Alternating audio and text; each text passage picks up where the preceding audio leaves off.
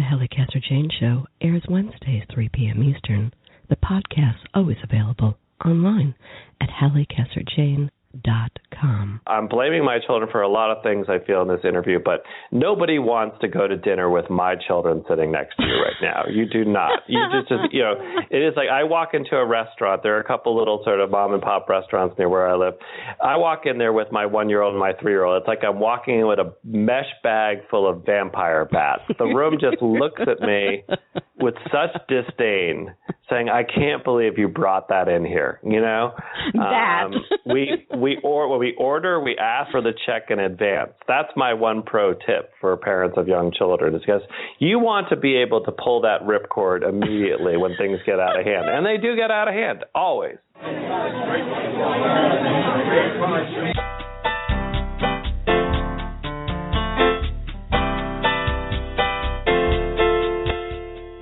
You want to be able to pull that ripcord immediately when things get out of hand.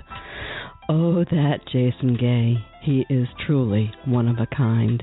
And today on the Halli Casser-Jayne Show, we are rolling out the holly, decking the halls, slicing up the fruitcake, and bringing you holiday cheer. When joining me at my table is the beloved Wall Street Journal sports columnist and author of Little Victories, Perfect Rules for Imperfect Living, Jason Gay. It's a ho-ho-ho hour, I promise. Thank you so much for joining me. I am your host, Halli Casser-Jayne.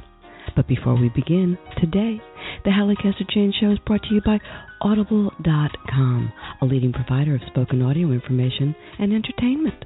Get a free audiobook and 30-day trial today by visiting my website at hallicasserjayne.com and clicking on the Audible.com icon for your free book. Hey, what's more fun than a free book?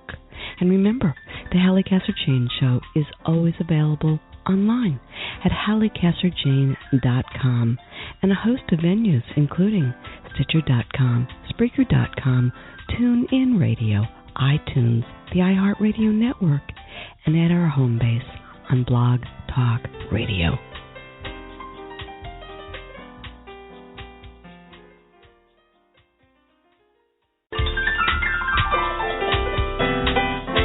Jason Gay is the sports columnist for the Wall Street Journal, and so begins his resume.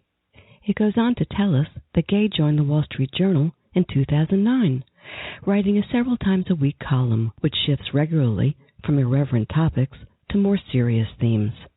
He has covered events ranging from the Super Bowl and the Olympics to the Masters and the Tour de France.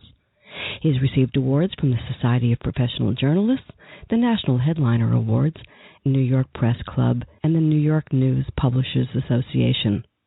But no resume, no matter how well written, can begin to capture the essence of a writer like Jason Gay, even if it includes the fact that Gay lives in Brooklyn with his family and a passive-aggressive cat, or asserts this little bit of information, that he is the MVP of Super Bowl something or other, which, of course, he is not.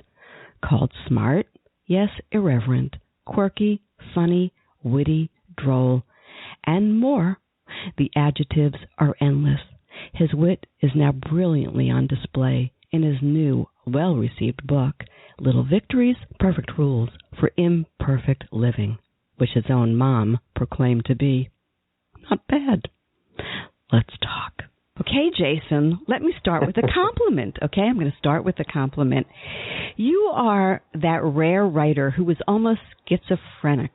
How do you like that word? A man of letters. Yeah, I'm sure you're going to laugh at this one. A man of letters who appears to fire on a gazillion cylinders at once, who has mastered the art of taking a brain that seems to capture it all at once, seems to be able to delineate all that info and somehow cohesively put it back to us in myriad observations down on paper. So it's sensible and it's humorous and it brilliantly makes its point. So here's my question, long way around, okay? Ready? Yeah. When did you discover you were schizophrenic? First of all, where were you during blurb season? Because that is about as good as it gets for a compliment, a creative notice. I'm going to save that, steal it, print it for the paperback if we get there. I love it. Thank you so much. I mean, I don't mind being called a schizophrenic if that's the definition. It's a great definition for good writing, I think. Yeah, and listen, I wish I felt in control of my situation, and I had some sort of grasp of exactly what I was doing creatively or otherwise. The truth is, I have my head down every day. I got little kids running around my house. I have a job. I have this new book. And like everybody, I'm scrambling around for the holidays, and I can barely keep my head above water. So if I'm presenting myself as anything approaching a rational human being, I'll be grateful. Well, you are, so there you go. But let's start at the beginning. First of all, Jason W. Gay. What the hell is W? I couldn't find it. What is it? The W is only employed because we're talking through Skype, and I don't usually there are probably a million Jason Gays out there. It's my father's name, Ward. It's my middle name, but I don't use it in my byline or anything like that. It just happens to be in a simple email address and stuff like that. Okay, well, I like knowing the little tidbits of one's life. Okay. I wish it had a cool backstory, but just my dad's name. It's perfect. But let's go to the beginning, because I want to understand this mind of yours. More from your resume. I want to talk about your resume, because your resume is, I think, kind of interesting. It says you were born in Boston. Yeah. Grew up in the nearby suburb of Belmont, Mass. Yeah. It says that you had a quote-unquote forgettable career in baseball, basketball, cross-country, and tennis. All true. Your late dad, Ward Gay, was the boys' he was the tennis coach or coach in general? High school tennis coach at Cambridge Ringenladen High School, which is the school he went to as a child. So a lot of roots there. But you're Jason. Yeah. On your uncanny observative skills, let's go back. Let's go to that. You do have this crazy ability to see it all. You do, all at once. So decipher where did that come from? Do you know? Were you always that observant? I think that one thing that I can recognize early on in my childhood was that I was a reader. I loved to read books. I loved to read the newspaper. I had a paper route. I was obsessed with reading biographies of sports heroes and presidents and sea explorers, which I just feel sort of created a kind of creative fertility maybe. But the truth of it is, Halli, I had nothing else to go on besides writing. The baseball career was not going to work out. No one was going to send me to Wimbledon to play tennis. I was probably the worst math student in the history of the town of Belmont, Massachusetts. Writing was really the only life skill I possessed. And had I not developed an interest in it, and a writer's life is an observational life, right? We spend our time sort of noticing things and writing it down. Certainly a reporter's career is very observational. So those skills probably, if I do have those skills were probably honed at a relatively early age because, again, there was no fallback plan for me, Halli. It was write or bust. You didn't want to be a fireman, a dog catcher, a sports figure, or some other thing. It was writing from the beginning. There was probably a period in there where I wanted to be a fireman. I have a 3-year-old now who would like nothing better than to become a fireman. And so it's so hardwired. I can't imagine there wasn't a point in which I wanted to be a fireman for at least a month or two. Well, I'm glad that wasn't what you ultimately chose. You're a graduate of the University of Wisconsin-Madison. So tell me this. Yeah. Tell me what skills did you hone in college? Do you want the real answer or do you want the politically correct answer? You can give me whichever one feels comfortable to Jason, not really W. Gay. I learned how to make a fake ID. Me too. That was a skill that I honed in college. I learned how to stay out until 5:30 in the morning. I learned that all kinds of strategies you could employ for beer and the cousins of beer. Wisconsin is a wonderful place to go to school. You notice that I haven't mentioned the academics yet. It's a fine collegiate institution. Probably would not accept me in this day and age. But I had a good time there. I met the best friends I have. I met, people that I'm still in touch with daily, weekly. And it's a beautiful school, and I would love it if my children had an interest in going there. But I was not a great academic student. I graduated on time, which for Wisconsin is somewhat of an accomplishment. Most people like to take 5 years. I managed to get through it in 4. But the grade point average is not bronzed on a wall anywhere there. You're an artist, aren't you? I would never use a term so elegant as artist because it doesn't feel that way when you're on deadline, and certainly not, when you're writing about crazy things like the Super Bowl or a boxing match on deadline. But maybe there are rare moments of art. Who knows? Oh, I think there definitely are more than rare moments. More on that resume of yours. So your reporting career began covering Little League Baseball for the Vineyard Gazette and Martha's Vineyard, my favorite place in the whole wide world. Oh, me too. Oh, boy. But later you would work as a writer and editor for publications including GQ, Rolling Stone, the New York Observer, Boston Phoenix, and Vogue. I kind of like that one the most. So how did you see yourself in those early days? Did you see yourself as a writer? Did you see yourself as an observer, a humorist, a sports authority, a gadfly, maybe all the above? Talk to me. Well, it was probably a little bit of all the above, but I saw myself primarily as some really underskilled writer who needed every bit of advice and mentoring I could get. And I got it through going to work at this little small-town newspaper on Martha's Vineyard, the Vineyard Gazette. I mean, this was my education, if I'm candid with you. This was the place where I finally knuckled down and studied and paid attention. I have very good editors and bosses who taught me everything from the ground up. I needed the complete education. I needed to learn how to do the who, what, when, where, and why. I needed to learn how to talk to people. I needed to learn how to write the basics of sentences and news stories and so on. And so I got this amazing complete education, and to do it in a small town newspaper environment. And we could spend this whole, conversation talking about small town newspapers and how integral they are to many communities and what a shame it is that many of them are dying off. But they're such a vital part of communities, and also to my journalism education were so important because you just learn right at an early age the responsibility that comes with writing about other people and other people's lives, and the responsibility that you have to portray it fairly and accurately, and because you run into everybody. You write about these people, they're not sort of like apparitions on the internet. These are people that you're going to run into at the supermarket, at the Little League game, if you're going to walk down the street. That kind of environment, I think, is very constructive to learning the basics of reporting, because people will just let you know if you're not doing it the right way. You learn integrity there, having done it myself too. I get that. I mean, right? I think there's real truth to that. So how did the Wall Street Journal get together? How did that come together? That was super random. Now, truthfully, I wasn't a big journal reader. You heard it here first. I mean, I of course had tremendous respect for what it was and what it represented. I knew that it was this wonderfully classic storied newspaper with an enormous readership.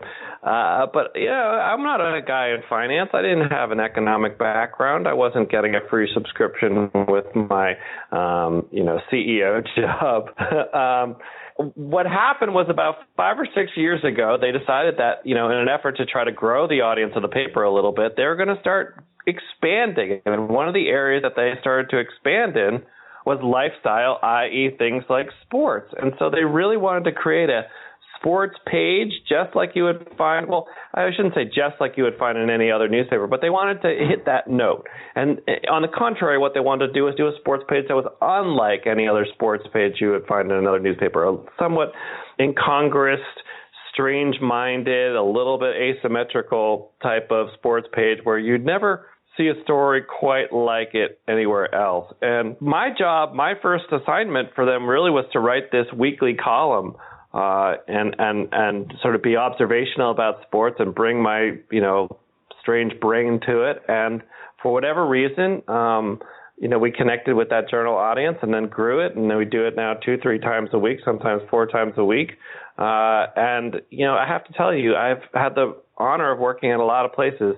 This has been the best possible job, because there's this just incredible readership out there of people who are engaged and care and will let you know positive, negative, if you're doing things right, if you're doing things wrong. And there's just this reaction and communication that I've never experienced as a writer before. And I just love it. So here's the thing that's so interesting. You've had a lot of success. I mean, everybody reads Jason. Everybody knows. Well, it's true. Everybody knows you. And here's the thing. I was nosing around. You know, we have a lot of mutual friends. I was asking people, you know, what's this guy really like? I love that. And you have a great reputation, and I'm curious how you stayed so grounded, because the massive kind of success that you've had there, you know, that's done some crazy things to other people, but not to you. Why do you think that is? You know, listen, I'm incredibly appreciative of your compliments. They're real. I am very proud of the stuff that I've been able to do, but I don't see it the same way. I see it as every day it's like, what's next? I don't spend too much time dwelling on, oh, that was a good run, or that worked out well, or wow, isn't it amazing that we've done this, this, and this. I wake up every morning in a tiny bit of a cold sweat about what I'm going to do today and what's the next story. And I always feel you're being judged on what's next. That might be a little bit of a mania on my part, and it might be a tiny bit unhealthy, but I think that's probably what keeps me grounded, is just feeling that there's always something you have to do next. And you know as well as I do, in the newspaper business, there's nothing like, and the internet has changed this dynamic slightly because everything lives on the internet forever. But if you sort of grew up in print when it was strictly a print product, there's nothing quite like the experience of, and we've all had it happen if you're of a certain reporting generation. You go to someone's house and you go in, and it's either the dog cage or the hamster cage or the cat litter box, and you see the newspaper crusted over the side of the litter box, and you see your story, and sometimes you see your name in that story that's in the litter box, and you really realize that this is all very fleeting. Like, the news business and what people read is very fleeting. They have very brief memories, and they want to turn the page fast. And, you know, I don't know if people print things out on the internet anymore and line their bird cages with them anymore, but it was very true for a long time that, you know, print did not live forever, and you had to move on very quickly. I mean, not to take the humor back, but I will share with you. I knew my marriage was over when my husband used it for a fire. That's it, buddy. We're done. Oh my God. But, no, it's so true though, right? It's humbling. It's humbling. It puts it all in perspective. No doubt about it. So, but let's talk. Let's move on. Let's talk about this terrific book, Little Victories: Perfect Rules for Imperfect Living. At the bottom it says not bad. That's my mom's review. I know. We're going to talk about that in a minute too. I mean, it's gotten such amazing reviews, but my inclination is to say that it's the perfect little holiday or Christmas stocking stuffer, because that's what someone else might say. But I'm going to say that this little book of yours is anything but little. It's large on ideas, Jason, and wit and insight, and it is so you. I mean, Thank you. It's true. How did it come about? Why did you decide this is the one I'm going to do? This is the one. You know, I had been writing this column for the Journal now at that point probably about 5 years, and along the way I had branched out into a little bit of sort of lifestyle column writing, and I'd be writing these things about whether it was the Thanksgiving holidays and the family Thanksgiving touch football game, or rules for surviving the office holiday party, or your hellish, you know, Valentine's Day, or going to the gym after January 1st. And for whatever reason, those caught on with readers, and they looked forward to them, and they became, for whatever reason, the most, you know, I would say probably one of the more popular things that I was doing. And so there was some discussion I was having with publishers about the idea of a compilation of those, but I felt I didn't really want to just kind of put old material into a book and try to sell that. I just feel most of it's available on the internet. What's the point, really?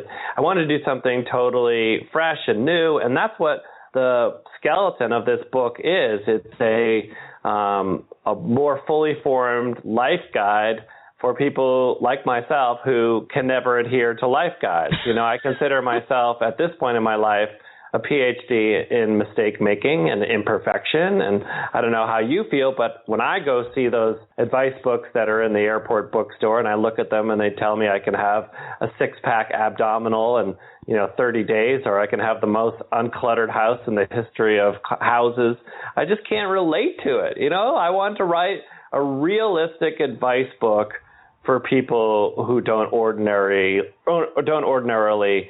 read advice books. And that's really at the heart of what Little Victories is. There is this philosophy, the idea of the sort of small, everyday life moment, which we should celebrate and cherish a little bit more. But the truth of it is, the heart of the book is to make you laugh about just how impossible it is to live up to these perfect standards. I'm going to digress for 1 second. Sure. Do you wake up funny? Would your wife say you're funny? I need at least a cup and a half of coffee to be funny. Okay. And do you go to bed funny? It depends on how late. If I can get to bed and I know I'm going to get about 6.5 hours of sleep, because again, my children are so small and they're ramblers at night. I'm in a very good state. If it's a late night, I've been doing a little bit of traveling for the book to talk about it. If I know, I will go anywhere to talk about this book if I don't get woken up by a 1 and a 3-year-old. It's an amazing thing. So I've had these nights in hotels where I get 7 hours of uninterrupted sleep, and it's like I'm a whole new person, Halli. It's a transformation completely. Love it. Go back to Little Victories. Yeah. Elaborate on Little Victories. The key to life, or you're just saying that? We're all familiar with the sort of genre of advice of sort of going for the big life moment. And there's that kind of graduation speech invective that we're so used to of go, carpe diem, seize the day, seize the world, climb Mount Everest, buy your home, have your children, start your family. These big seismic moments that many of us covet and want and chase. And while all that kind of goal making, I think, is valid and great if that's what you aspire to, you don't want to get blinded to those goals to the point that you sort of miss the everyday joys. And so what Little Victories to me are, just, again, sort of the mildest, most innocuous life accomplishments. For me, it's like getting those kids out the door without either one of them crying, getting those kids out the door without me crying,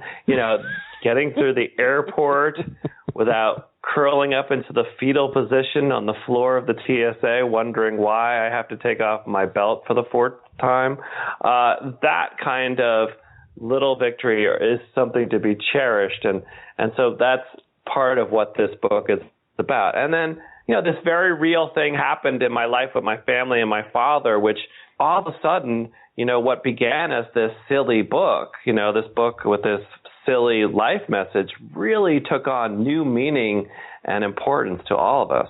You're a philosopher. Oh, well, listen, I got to work on the beard if I'm going to be a philosopher.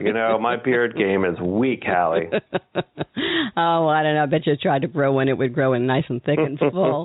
Well, and the subtitle of this, so you too. Perfect Rules for Imperfect Living. Yeah. Jason Gay. You're so Jason Gay. Talk to me.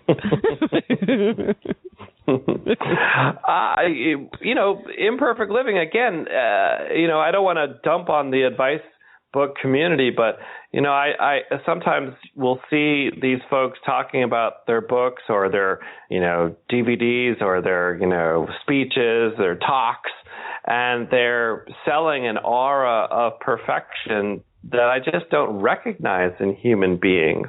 I got some great advice when I started writing a column from somebody, which was, to always be yourself and be completely true to who you are. And if you do that, you'll always keep your compass. The readers will always be able to connect. You're not putting on airs. You're not putting on an act. You're not claiming to know more than you want. So on the occasions that I've had to write about complicated things very often, I'll be very candid about the fact that, I don't know exactly the answer here. I don't understand this completely. I'm flawed. I'm imperfect. And the weirdest thing about it is that instead of being turned away from that, the audience being like, oh, well, why aren't you an expert? Why aren't you saying you're perfect? Why aren't you saying you have all the answers? people bond to that. They actually recognize it as a human thought and a human feeling. And I've been really surprised and happy to see how much that helps in relationship building. And I watched things like, presidential debates and, speech making and so on. And I'm always struck by how that message seems to be lost upon, people in public life, how they just have to act at all times that they have every answer to everything. And there's no room for, mistakes or vagaries of any kind. Because I think that most people would recognize that we're all searchers. We're all people who are imperfect. And I just feel like, that's something to put your arms around. Optimist or pessimist? Unfailingly optimist. I'm pessimistic about certain things like traffic and the airport. And, I'm the person who has to get to the airport before, I want to be there so I can have a 3-course meal, Halli. I need that much time or I'm going to have a panic attack. So I'm not without my pessimisms, but globally, I'm a relentless optimist. You ever want to do stand-up comedy or sit at a piano in a bar and wax eloquent about things, or ineloquent as it might be, in a room full of drunks while you tickle the ivories? You ever think of alternate careers? I thought about, we've had the opportunity to travel with the book and talk about it in a number of cities. And what's been really wonderful is, besides just meeting people, was able to sort of articulate the book on stage and in a conversation. And, I've known some people who have done stand-up comedy, and I wouldn't think for a minute that it is something you can just sort of walk into without any kind of preparation. It is an incredibly challenging life skill that I don't for a minute think I possess. But I do like talking about it, and it doesn't freak me out. And again, one of the real pleasures of doing a book like this is just being able to see the people that are, making it all possible and who are reading it and sharing it with friends. And as far as what you were saying about it being a gift, that's the greatest thing you can possibly hear as an author, is that I read this and I wanted to give it to somebody else. I can't imagine anything better than that. Yeah, well, that's for sure. Yeah, let's look at some of the topics in this book that you address. Okay. And I'm feeling this. It's Monday. I'm feeling stress. Talk to me about stress, right? Stress. Just an unnecessary but, inevitable feeling, right? I mean, we now know, and to be, fully serious here, we now know that there's actual physical cost to stress, in terms of the duress that it puts us on, both in the minute, but also in terms of long-term health damage. And so, it seems to me to be something that you should be actively trying to alleviate, in the same way you would be worried about, if you want to lose a few pounds, or you need to get a haircut, or you need to do, stress is a part of your person and your body to manage. And yet what we see so often when we're out there in the world, when we're out there, whether it's we're going to the supermarket on a crazy Saturday, or we're stuck in traffic, or I'm always using the airport here, but the airport I feel is in some ways this little, perfect a diorama of American life in the moment.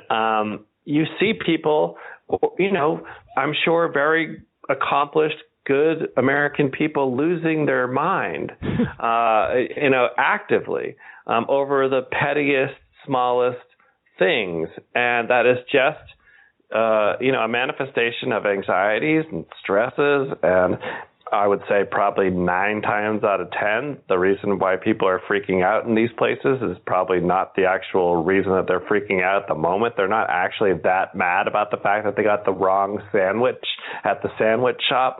They're just mad about a lot of other stuff, and the sandwich happens to be the wrong sandwich at the wrong time. So instead of yelling about the sandwich, what should they do? Halli, I think they should try the damn sandwich. It could be pretty good. They might surprise themselves, What if it turns out that corned beef sandwich that you thought was going to be a grilled cheese, what if you just go on a great corned beef jag after that, and you realize that, this is something that's been missing from your life? Have a little adventure with the sandwich.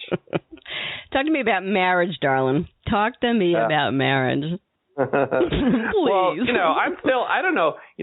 We're 6 years married. So am I a rookie there still, or am I kind of like... In these times? No, that's pretty good, right? Yeah, I feel we're pretty solid there. But we are in chapter 1 with the children. They're so little, and other parents who have much older children look at us like we're like in, season 1 of The Sopranos. They're like, oh, you have no idea. Wait until season 12 rolls around. Oh, it's going to be really crazy then. I wish with marriage there was some perfect fallback philosophy when you had differences of opinion, because the truth of it is that, we're so prone, my wife and I, to, we regress, we have, we get into it, we learn what we're supposed to do. We've read all the articles, we've had all the conversations and the counseling and so on, but, you still make mistakes. And again, to sort of go back to the broader issue and the broader thought with Little Victories is, marriage is a series of compromises. That's something that people have said many, many times. But I also think it's an appreciation of imperfections, to realize that people aren't going to always deliver on your expectations or your timeliness or any kind of things. And I think that sort of understanding is incredibly useful. But that's a useful life skill in almost any kind of relationship. Yeah, I always thought that if you could have the sense of humor when you really needed the sense of humor, then you could beat it. I think there's probably something to that. I can tell you when I mess up, you don't mess up, Jason. Being a bum of a husband, that there's no joke, there's no sense of humor that can get me out of it. And I can tell you that my wife gets pretty bored of my jokes pretty quickly if I'm on the wrong side of the tracks. So it's not always perfect. Should we talk about food? Yeah, sure. The way to a man's heart remains, even through all of these liberations that we've all had, food, I think. Yes. Is that well, true? I love food. Are you a foodie yourself? Or where do you sort of fall on the chain? Well, I'm definitely love food. I'm also like a crazy woman when it comes to her figure and stuff. So, I'm the discerning eater. So you're like the I'll just have a fork of the cake. I don't want the whole thing. Well, I'll do that Monday through Friday. It may not be that way on the weekend, but then that's why Mondays are always anxiety. Hey, but this is about I'm you. Like you. I feel like I love food. It's something that you can't live in a place like New York and not right. recognize how amazing it is to have. If you want to go have Moroccan food made by Moroccan people, if you want to have Spanish food made by Spanish people, if you want to have food from virtually anywhere in the world, you can find people who, grew up making it in their mother's kitchen. It's a remarkable environment for that kind of thing. I don't think I'm a foodie in that I am not the person you come to tell the great restaurants right now. I don't know what's hot at all. I'm blaming my children for a lot of things I feel in this interview, but nobody wants to go to dinner with my children sitting next to you right now. You do not. You just it is like I walk into a restaurant. There are a couple little sort of mom and pop restaurants near where I live. I walk in there with my 1-year-old and my 3-year-old. It's like I'm walking in with a mesh bag full of vampire bats. The room just looks at me with such disdain, saying, "I can't believe you brought that in here." That we order, we ask for the check in advance. That's my one pro tip for parents of young children, is because you want to be able to pull that ripcord immediately when things get out of hand, and they do get out of hand always. God, listen to you. You used to be cool, right? That's the thing that happens with kids. You will ultimately be cool again, never to them. But, there's that thing in the beginning, before you had children, when you probably were pretty cool. And then you have these babies and, you're at that stage, and then you're not so cool. Let's talk cool for a second. Not like an LL Cool J, but in simply it's cool to be cool these days. Or is it? I mean, do we need the whole industry. Right. It used to be, right, that cool was something that we projected onto teenagers, James Dean, Brando, these, symbols of youth and vitality. But now there's cool everything. There are cool grandmas and grandpas and commercials. There's cool dad pants, I spent an hour online not long ago looking for a cool diaper bag online, okay? Now, let me tell you something. There's no such thing as a cool diaper bag. And you know why? Because it's a diaper bag, okay? There's nothing cool about walking around with a man purse full of diapers. But there are plenty of people who try to sell you some version of that. And, as exhausting as it was when we were walking out the door in junior high school or high school to try to be as cool as we thought we were, the fact that it now is carried over into adulthood and parenthood and grandparenthood and on and on it goes, is amazing. And I find it kind of useful to step off that treadmill a little bit and just appreciate the fact that you're never going to be as cool as you think you are. Because we've all had that occasion, have we not, where, for whatever stroke of luck, we have actually happened upon the cool thing. Someone has gotten you into that cool restaurant, or, some cool friend of yours actually said, this is going to be the cool vacation place, and you go. And to your chagrin, this always happens. To your chagrin, you discover that all the cool people have moved on to the next cool space. You thought you would be cool, but no, in fact, you weren't cool on time enough. So it just is like a cat chasing its tail, and I think it's very useful to step away from it now and again. Listen, I'm just stuck on the fact that you were looking for a cool diaper bag. Real thing. Google cool diaper bag. There are plenty of people who will try to be selling you one. I'm like, oh my God. I want to get serious for a minute because, you can tell I'm a fan of yours, obviously, and I love your work. And you've had this great career. We've established that, and you have a terrific sense of humor. But life hasn't always been a bowl of cherries. And I want to bring that up because I think, in that cool thing that you were just talking about, we tend, because of the celebrity thing that we have in this society that goes along with cool, to think some people's lives are simply perfect and nothing goes wrong. Yeah. Well, things go wrong. You had testicular cancer. You were a mere 30 years old. I'm sure that was no fun time. No, not at all. I mean, it was totally jarring. It was something that, the way that it gets diagnosed, to be totally candid, is it hurts down there, Halli. It hurts. It hurts. And your mind races, like, what happened? Did someone kick me down there? Is something, wrong? And so I went to my doctor, and the doctor did exactly the right thing, which is to say, you need to get this checked out by a specialist. And sure enough, here I was in the sweet spot for testicular cancer, and I had it, and I had an operation. They took me from 2 to 1, Halli, if you really want to know the brass tacks here. I had some radiation treatment, but by and large, super, super lucky, incredibly grateful to have had great care and great doctors and oncologists and radiologists along the way. I don't feel, if I'm to be candid with you, I don't really, there are people out there who are fighting much deeper battles and harder battles than I did. I was one of the real lucky ones. It's an incredibly survivable diagnosis. They know how to treat it. There's not a lot of experimentation going on.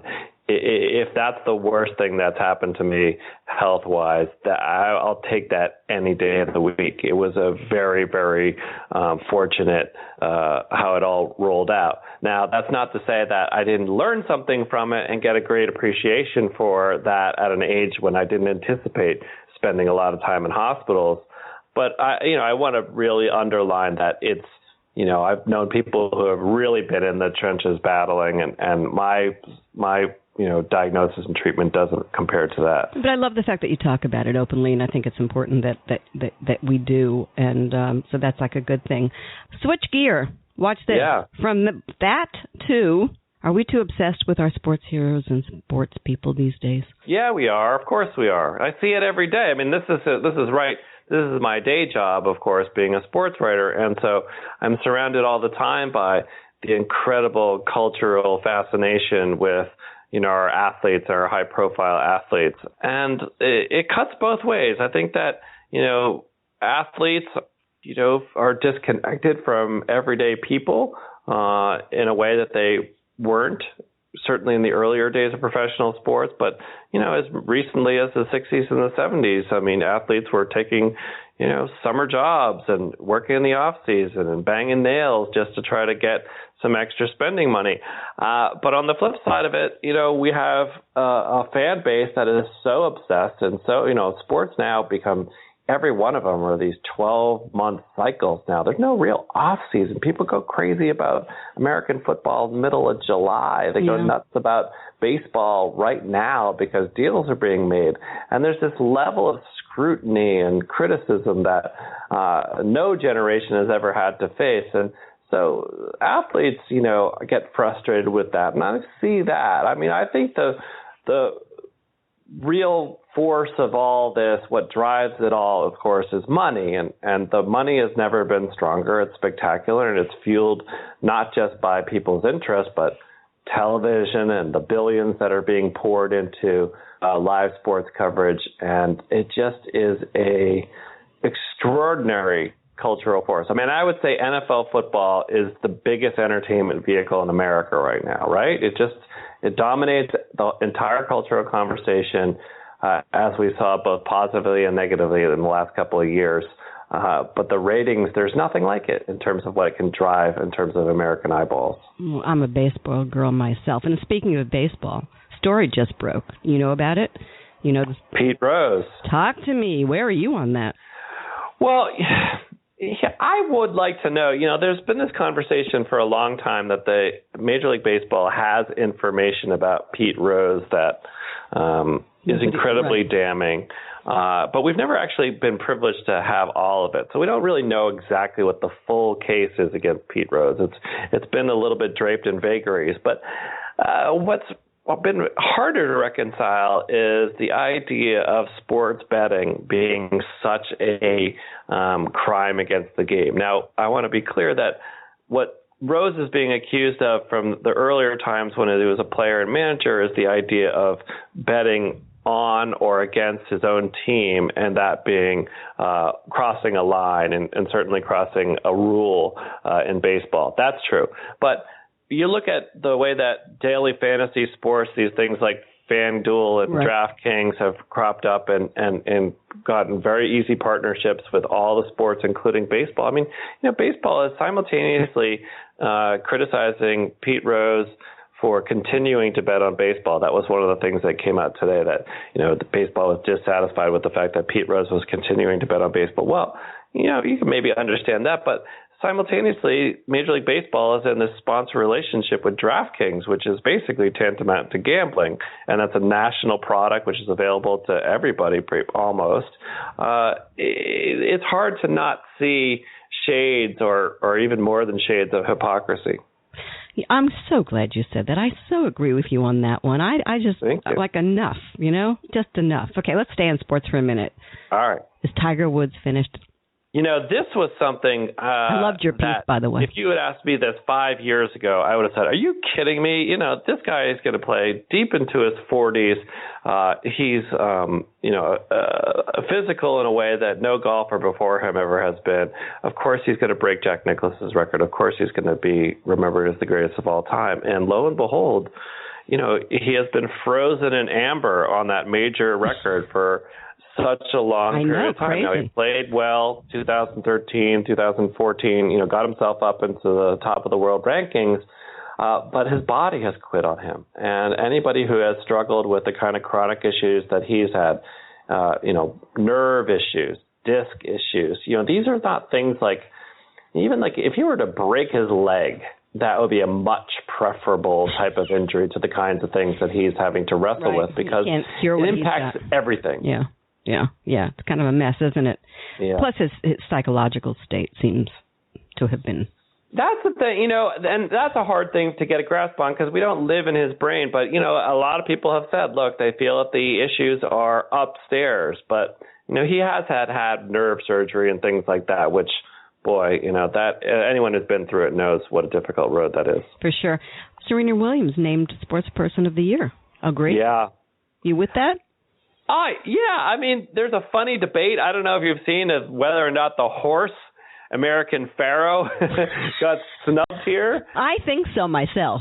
being a horsewoman. American Pharoah was since 1978, so nearly 40 years since the last Triple Crown winner.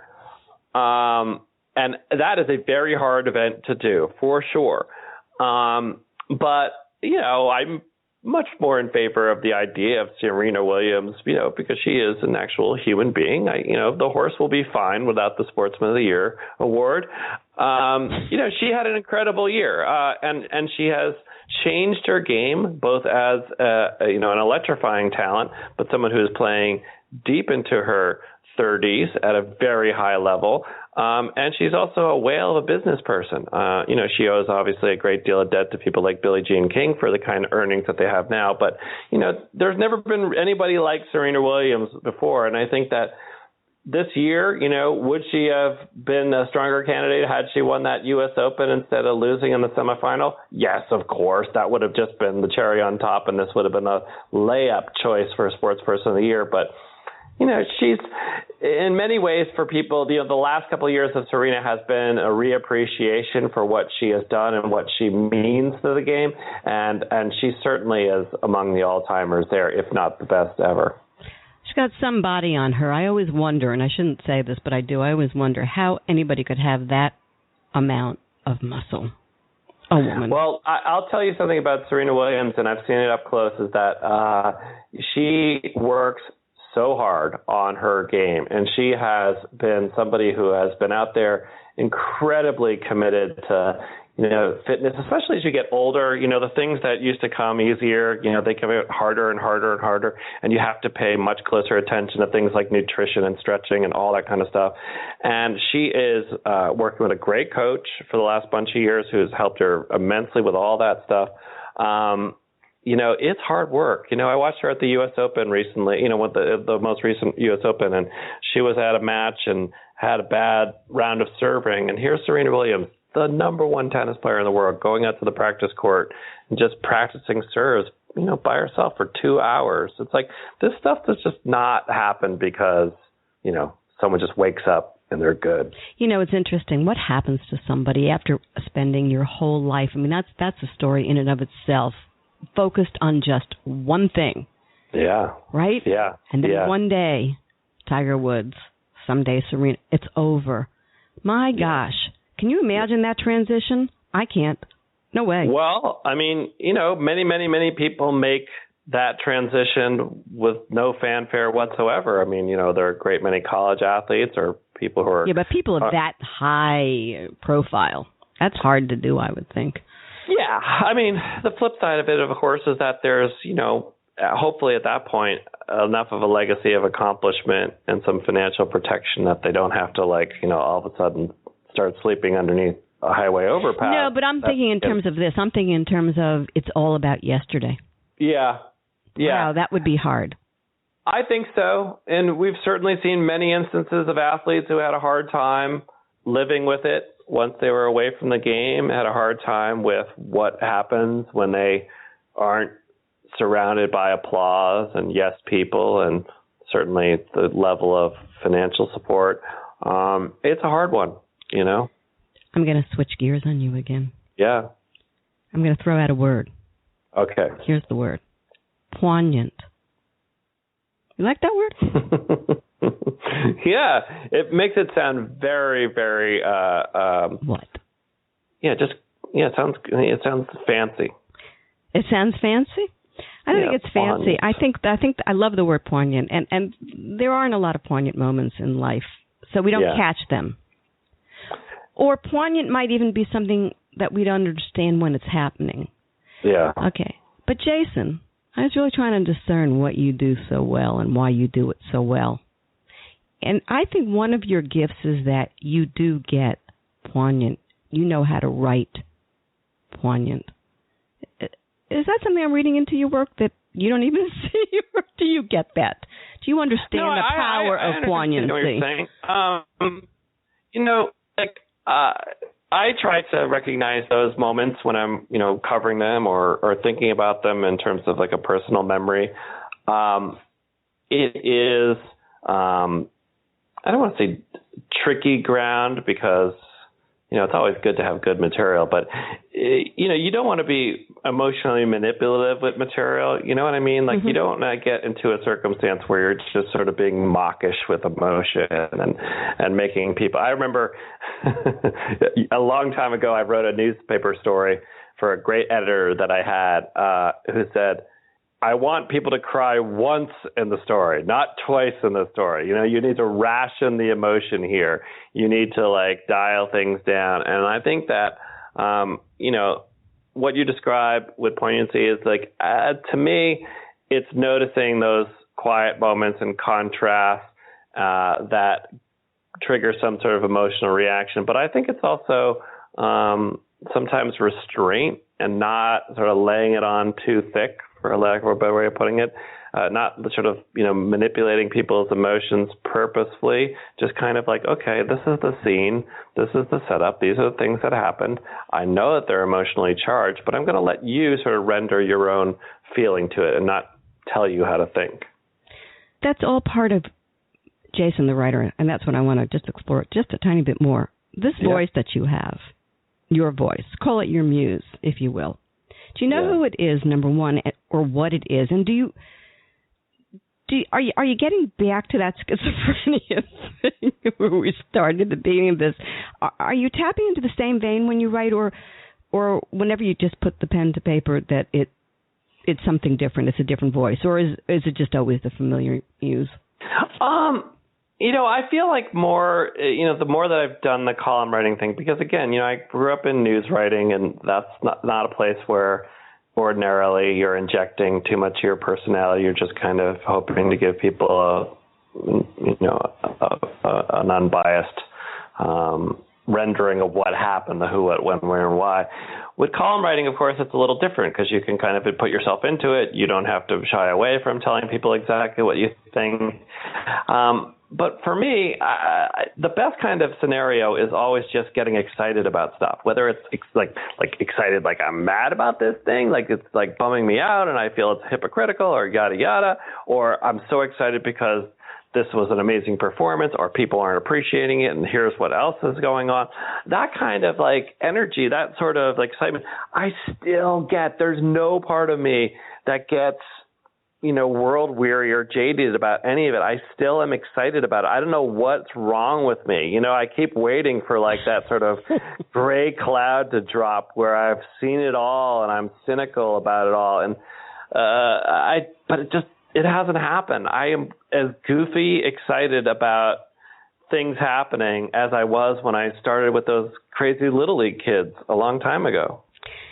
Seeing that fascinates me, and I think that's the key to life. By the way, we were just talking off air about our parents. My mom was almost 94 when she passed, but the one thing that she always had to the very last second was she never lost her enthusiasm. Yeah, right. Yeah, and that's how you have to approach it, because the minute you do, you might as well die. Well, okay. That's really true. But I also feel like, it's also good to have a little bit of balance in your life in this respect, that I think you can get too crazy about anything in terms of your, professional passions or artistic passions, that you have to have other things. For a lot of people, it's, hobbies or families or travel or just something outside of just what makes you passionate. Because you can't let it just, you can't let the obsession just turn you so compulsive that you don't have any other parts of your life. And this is a weird thing to say, but I feel like getting older and having obligations that were very real outside of just being a reporter was really good for my life as a reporter, because I had to go live in the world in a way that, if you're just a guy running out, getting stories, running back, writing them, covering, you get into this kind of, you're like a crazy fisherman who's just, obsessed, like, Ahab. Whereas if you have other things, it creates some sort of balance and healthiness that I think is useful. So I think getting older and having to sort of juggle and do those other things has been very constructive for me. Grounding, from maybe. From a writing standpoint. Yeah. Grounding. I think that's what you're talking about. You got to stay grounded and all. I think that's probably true. I don't know. I'm obsessive about everything that I do. So if it's a radio show, I'm obsessive. If it's writing a book, I'm just obsessive personality. So you're probably better grounded than I am. But don't you find, I mean, on the occasion, can you put stuff down at all or no? Do you have to see it through in the moment and you're just going to be like, you're focused A to Z? Well, let me share this with you. I can pick up a book, okay? And I don't care how bad it is, I have to take it to the last page. No kidding. Wow. That's bad, right? Yeah. That's really bad. That's just bad. I know it. Listen, 'tis the season to be jolly and be with family. Yeah. Got something for us on that one? Help. Well, it feels like we're just still recovering from Thanksgiving for many of us. We're still getting over that, which is, can be a fraught holiday for many people too. Right now we're in a phase where we're trying to make it work with all the relatives and the grandparents and, sort of working a rotation there and making sure no one's feelings get hurt. So there's this whole new layer of the holidays, which is, I haven't even gotten to the shopping part. The whole idea of getting gifts and things for people, that seems easy to me, to the emotional baggage that comes with just picking where you're going to be spending the holidays, because, that right there is a complicated question for me. You're going to be spending the holidays with your mom? I am going to be spending the holidays with my mom and my other mom. My mother-in-law, we're going out to California for a little bit. My mother-in-law grew up in Coronado, California, next to San Diego. Yeah, great. Hotel Coronado. So we'll be out there. But I like your mom. I like her review of your book. You mentioned it briefly at the beginning. Not bad. Is she Jewish?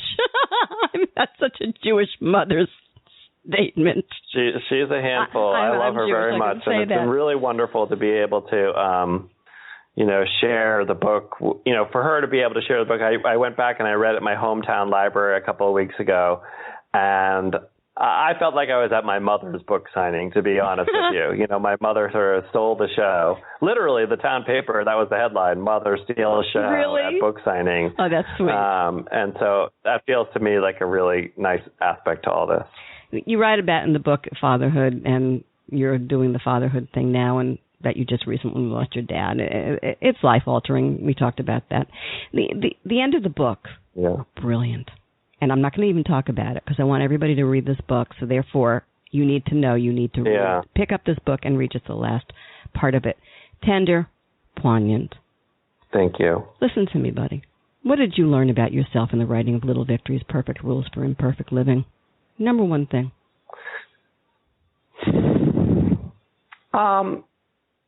This is to love my imperfections, to not be afraid of being fully truthful. I know that's a funny thing for somebody who's in the business of writing truths to say, but I do feel like there is a way that so many of us in public life, or in writing or in journalism, we're either participating in or complicit in a kind of manicuring of truth out there. And when you really get into the reality of what your life is and you really sort of lay it out there, like, this is the person I was at this moment, and part of it I'm embarrassed by and part of it I'm proud of, but I'm going to leave it for you to decide what you think, is a scary but really liberating feeling. And I think so in writing this book and in talking about things like what was going on with my father, which, at the time I was writing it was very raw, was very, very agonizing to confront and especially to put onto page. The only guide I had was being myself and being truthful. I've been speaking with Jason Gay, the Wall Street Journal sports columnist and author of a delightful new book, Little Victories, Perfect Rules for Imperfect Living, by way of Doubleday. For more information on Jason Gay, visit his website at jason-gay.com and visit him on Twitter at Jason Gay. and make sure you don't miss his columns in the Wall Street Journal. Thanks so much for tuning in to the Halli Casser-Jayne Show, a production of Resec LLC. Associate producer, Suzanne